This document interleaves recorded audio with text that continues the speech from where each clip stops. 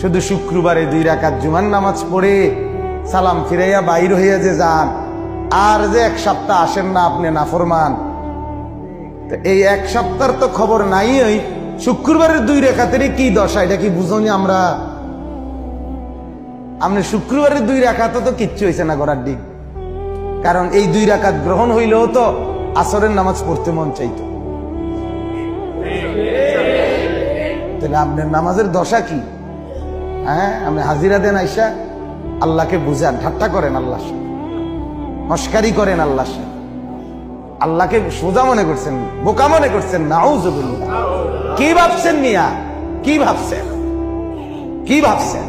একটা বিল্ডিং এর ঘরে থাকেন, কয়টা টাকা রোজগার করেন, আর এই ফাঙ্গাস তেলাপিয়া ফার্মের মুরগার কক মুরগা দিয়ে ভাত খান, ধন্যপাতা, কাঁচামরিচ, টমাটো, আলুর ভর্তা, এটা দিয়ে নিজেকে খুব বুদ্ধিমান মনে করছেন না?